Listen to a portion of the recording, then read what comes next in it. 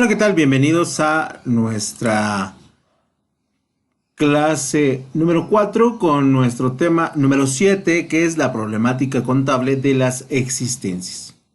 En primer lugar vamos a revisar la clasificación de las empresas, después vamos a revisar lo que son las existencias y después su valoración y ahí finalmente pues su registro, ¿no? En términos contables. Vamos a hacer hoy videos cortos debido a que tenemos examen en puerta y no queremos saturarlos de más información, ¿vale? No queremos desviarlos un poquito porque es importante que el examen lo saquen con buena nota, ¿vale? Entonces, hoy es un video pequeñito. Y sin más que agregar, comencemos. Para entender lo que tiene que ver con el registro de las mercancías, tenemos que establecer primero la clasificación de las empresas. Habrá empresas que son industriales, las cuales transforman las materias primas en productos terminados, o empresas que transforman materias primas en componentes para otros productos que se venderán al consumo directo, o habrá otras empresas industriales que hacen piezas muy específicas para generar productos de alta gama, ¿sale? Entonces, las empresas industriales son aquellas que transforman básicamente las materias primas en productos terminados. Empresas comerciales serán aquellas que adquieren productos ya terminados o semiterminados y los comercializan al consumidor, ya sea consumidor final o consumidor de alguna de las clasificaciones existentes, ¿sale? Por lo tanto, las empresas comerciales van a ser el puente entre las empresas industriales y los consumidores. Esta situación nos permite que las empresas industriales se ahorren el proceso de venta, que es muy caro, y las empresas comerciales se ahorran el proceso de fabricación, que es muy caro. Por lo tanto, todos ganan.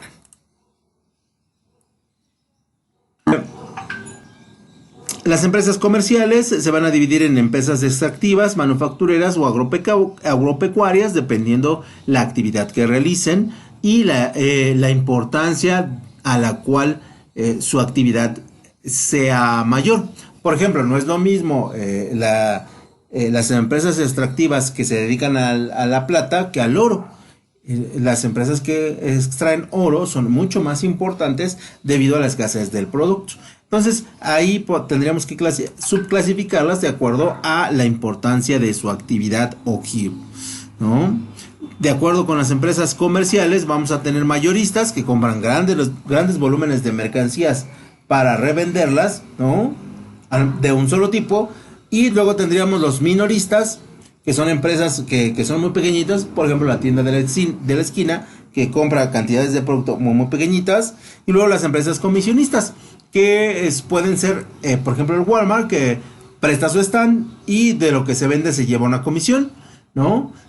Que es la manera más fácil de que yo, empresa que me estoy dando a conocer, logre la notoriedad desde el punto de vista de mi producto.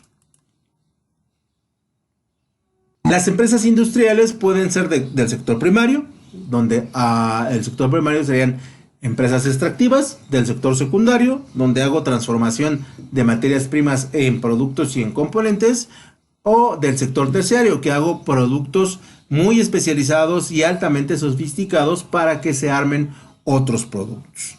Esto nos ayuda mucho porque, bueno, vamos a recurrir a, dependiendo de primarias, secundarias o terciarias, a determinar qué tan poderosas son las empresas.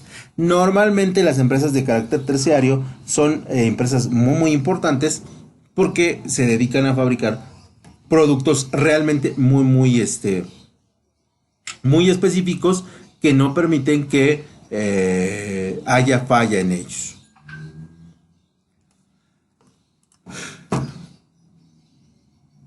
Las empresas comerciales, vamos a tener el mismo sector, ¿no? Las primarias, ¿no? Que comercializan productos en general al consumo final.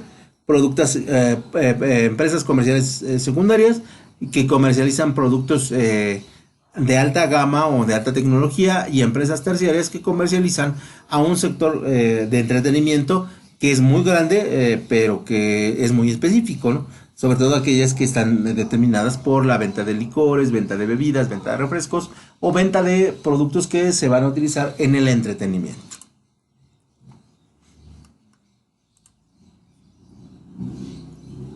Y para registrar todo el movimiento de mercancías, nosotros vamos a tener que establecer un procedimiento para su registro, ¿no? Porque debemos considerar que nosotros vamos a valorar el precio de la adquisición y vamos a establecer el precio de venta, que son dos elementos totalmente diferentes desde el punto de vista del registro contable. Esto es, usted va a registrar una operación de entrada, ¿no?, por mercancías, y va a registrar una operación por venta de productos, lo que hace que sea diferente el registro, ¿no? Por lo tanto, las empresas, al identificar esta variable, van a tener que utilizar una cuenta especulativa para determinar cuánto se vendió. Porque imagínese que usted compra materias primas por 20 pesos y no necesariamente esos 20 pesos van a salir a la venta, porque debe haber una merma y porque no todos los productos se pueden vender. Entonces debe haber un proceso para especular de cuánta mercancía va a salir.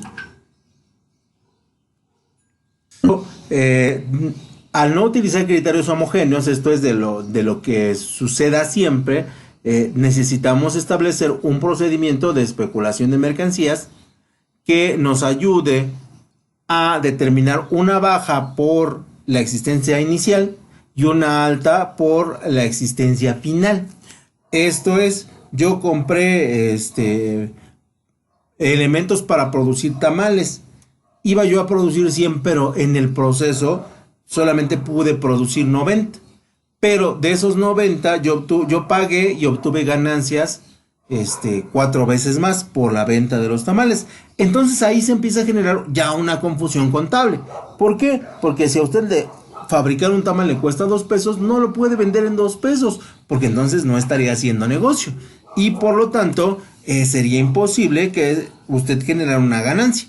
Usted compra fabricación de tamales por 2 pesos, pero los va a vender en 15. Y entonces usted está especulando de cuántas mercancías se tienen que vender o cuántas mercancías tienen que salir para yo cubrir los costos de fabricación. Una vez que analizamos la especulación de las existencias, tenemos que empezar a valorarlas. Y por lo tanto, la valoración de existencias es el conjunto de procedimientos que posibilita valorar cuantitativamente el precio de las mercancías. Es decir, no existe un solo tipo de sistemas de valoración. Cuando hablamos de mercancías o existencias, nos estamos refiriendo mayormente a activos con un alto índice de rotación de inventarios. Normalmente son mercancías, son materias primas, son productos, son componentes que nosotros vamos a utilizar para armar otros productos. Entonces decíamos, hay diferentes tipos de existencia y de mercancías que nosotros consideramos dentro de los activos de la empresa. Por lo tanto, tendremos que valorarlas a diferentes procesos.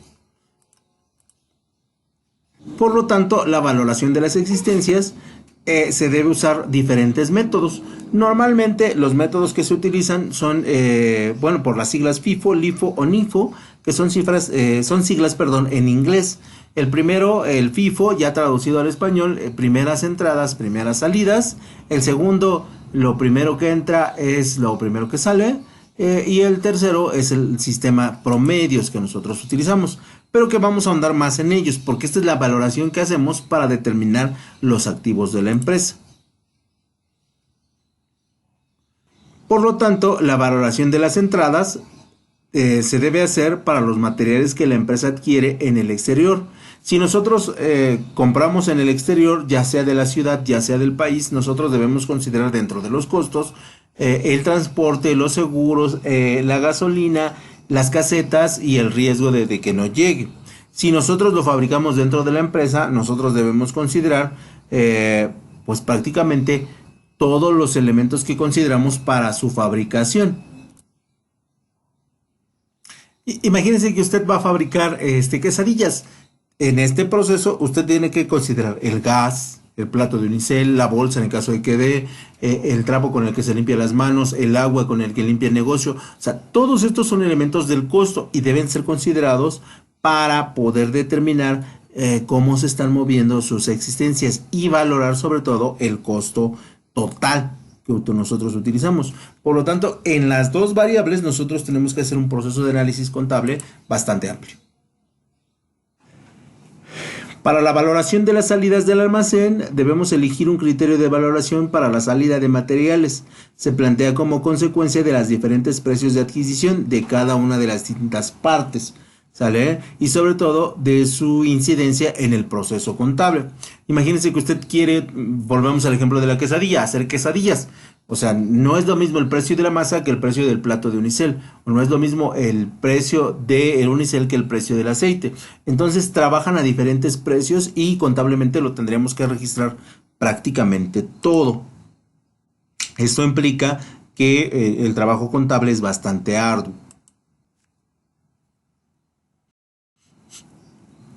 Y para hacer esa valoración nosotros utilizamos los métodos de existencia. En el método FIFO, lo primero que entra es lo primero que sale. Nosotros tenemos que establecer las unidades de salida para determinar cuántas unidades de entrada debemos adquirir. Según este método, las existencias finales quedan valoradas al precio de la última entrada, por lo cual se produce un incremento en el costo indirecto que se imputa al material.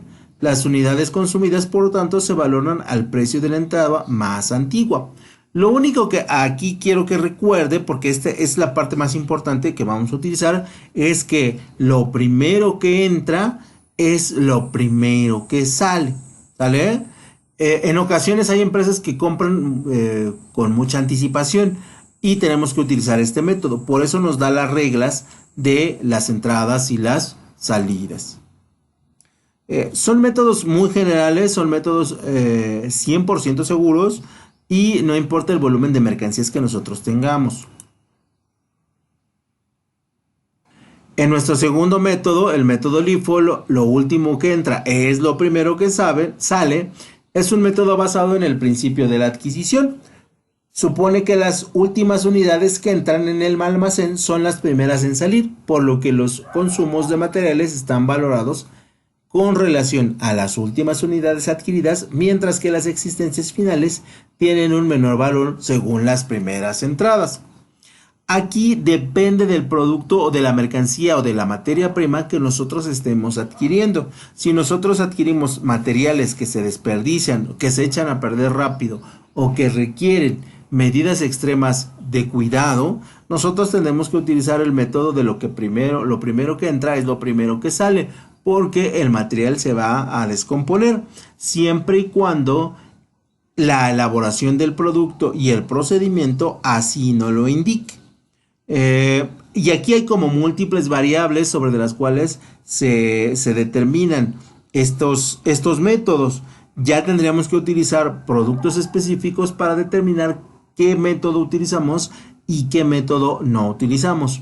No se preocupe, esto lo vamos a ver más adelante en una materia que se llama adquisiciones y que bueno, lo va a tocar prácticamente siempre el método.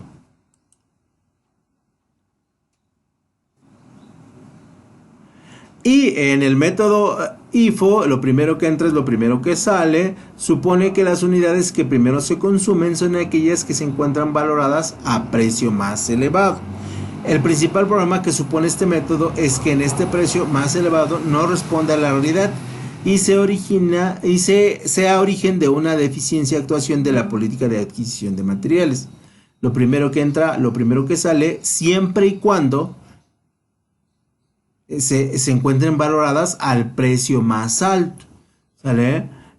Evidentemente aquí es como complicado establecer un ejemplo porque no puedo comprar caro y ser lo primero que vendo, porque seguramente las personas no van a querer adquirir una mercancía cara aunque sea tecnológica, que es normalmente lo que ejecutan los productos, ¿sale? Usted compra un celular de gama de entrada 2 meses después de que salió y va a tener un precio muy muy alto, ¿vale? Pero un celular de una gama un poquito inferior va a tener un precio de 70%, de 30% menos del valor. Entonces es difícil que lo adquieras, pero muchas empresas lo hacen así. No es un método muy recomendable, no es un método que sea el más correcto, pero sí se ejecuta.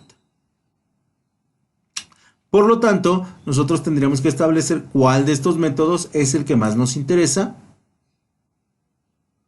Una vez que nos interese y se ajusta a nuestros productos y a nuestras materias primas, nosotros determinar qué método utilizar de acuerdo a nuestros costos, de acuerdo a nuestro proceso de fabricación y de acuerdo al volumen de ventas que nosotros tenemos.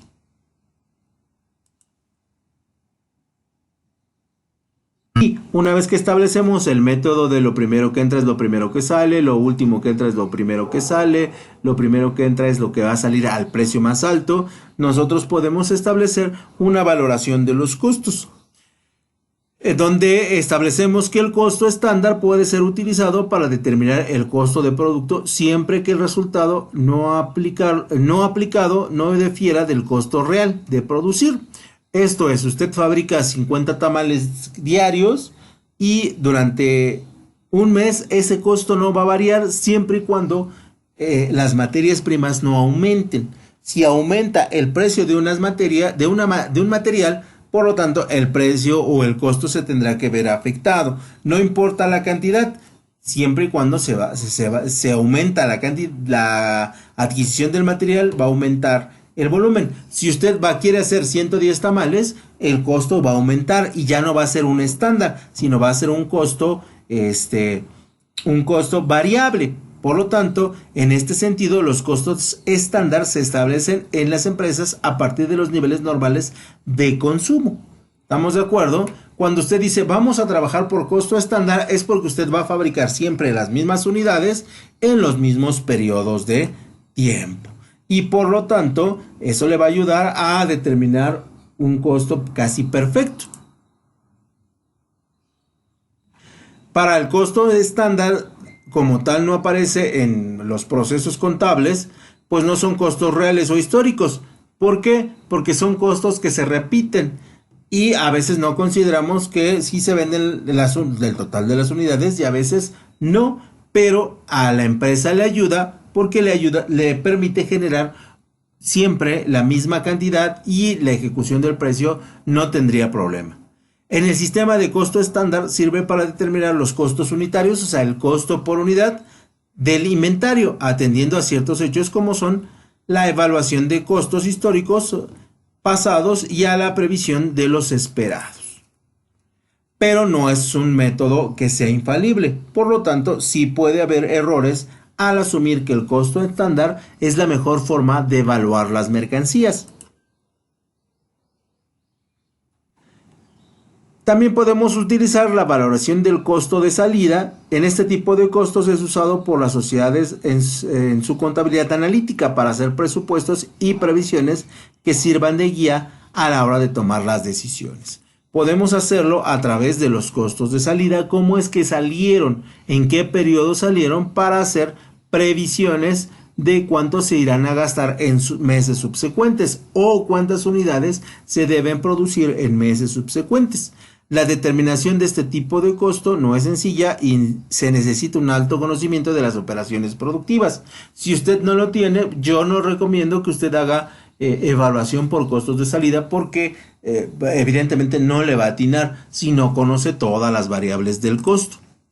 Por lo tanto, este es un método, sí, pero no es el mejor. Todavía yo me quedaría con el costo estándar. Y ya casi por último, hablaremos del IVA. Lo pongo en mayúsculas porque debemos tener mucho cuidado en el tratamiento del IVA, porque el IVA es un porcentaje grabado a la compra y adquisición de productos, ¿no? Se emite por los gobiernos como una forma de recaudación de impuestos, sobre todo en aquellos países donde las personas no les gustan pagar sus impuestos o tienen problemas para hacer los pagos. El IVA, bueno, pues es la forma más predilecta de los gobiernos en desarrollo de cobrar los impuestos requeridos por el disfrute de bienes o servicios.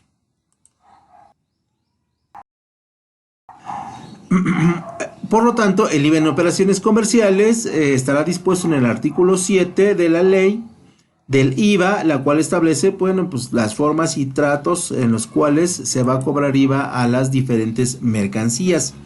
Por lo tanto, aquí, bueno, pues tendremos que referirnos a la ley para identificar bien estos elementos.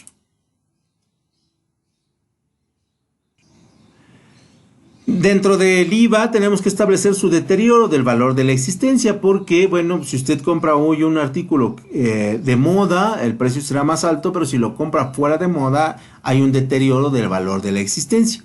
En particular, el deterioro de las existencias es la pérdida del valor puntual, ¿no?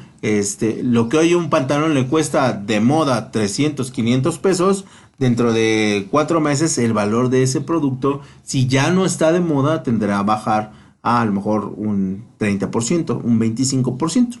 Por lo tanto, ahí tenemos que evaluar cómo van perdiendo valor nuestras existencias, ¿sale? Y por lo tanto, cómo analizarlo para que tengamos en cuenta en qué momento debemos hacer promociones, propagandas o publicidad para que la existencia salga con la menor pérdida del valor real. Y ya por último, el tratamiento contable de la moneda extranjera. Bueno, nosotros para registrarlo contablemente vamos a establecer la relación o paridad que se le conoce en economía entre las diferentes monedas y nosotros vamos a hacer la conversión a la moneda del país de origen o de destino a la cual va a llegar y vamos a registrar contablemente con el valor de la moneda que normalmente manejamos. Porque muchas veces la gente se confundía de cómo registrarlo, si en moneda nacional o en moneda extranjera. La ley establece que si usted adquiere productos o le pagan productos con moneda extranjera, debe hacer el registro con la moneda que es de curso legal o la que se esté utilizando para su tramitación contable. Como les decía, hoy es un video pequeñito y solamente vamos a hablar de puntos, de elementos muy puntuales para que no se me desbalaguen a la hora de hacer el examen. Por su atención.